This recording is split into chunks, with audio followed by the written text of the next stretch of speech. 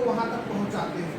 हम जिस हमारे पूर्वज जो हैं तो वो पितृदेव है, तो हम हर बार अपने पितरों को, कुल देवी देवताओं को, ये सारी चीजें को स्मरण कर कर जब हम कार्य करते हैं तो हमारे जीवन में हम बात जब कुछ किए रहते हैं, गलती हुई रहती है तो हम पश्चाताप करते हैं। तो ये संदेश हमारे तरफ की ओर से प्राकृतिक में जाता है और वो हमारी रक्षा सुरक्षा करते हैं। क्या आप लोग सबक लेने के लिए तैयार हैं? ठीक है, थोड़ा आवाज ढंग से हो गया, आखिरी समय में समझ रहा हूँ, लेकिन थोड़ा सा आखिरी में आवाज बुलंद होना चाहिए। जयतु जयतु हिंदू राष्ट्र, जयतु जयतु हिंदू राष्ट्र।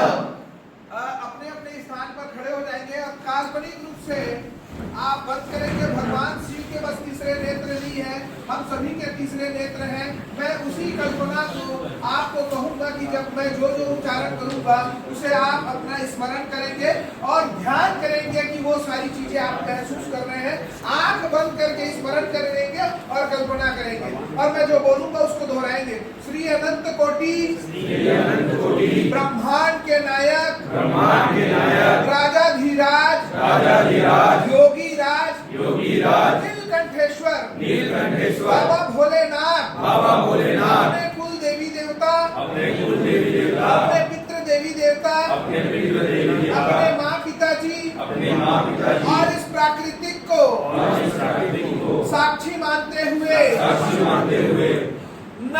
नभ ये सारी प्रकृति को ये स्थान देवता को अपने ग्राम देवता को साक्षी मानते हुए मैं शपथ लेता हूँ अपने धर्म के अलावा किसी और को स्वीकार नहीं करूँगा। मेरे समाज के मेरे परिवार के मेरे घर के मेरे राज्य के मेरे शहर के मेरे कस्बों के जितने लोग भी धर्मांतरित हो चुके हैं मैं सफल प्रयास करूंगा सभी की घर वापसी करा सकूं। हे परम पिता परमेश्वर मेरे द्वारा मेरे परिवार के द्वारा मेरे कुल देवी देवताओं के द्वारा मेरे पितरों के द्वारा जाने अनजाने में जो त्रुटि जो महापाप जो गलतियां हुई है अपना बालक समझकर मेरे परिवार को मेरे पिता को सभी को आप क्षमा कीजिए।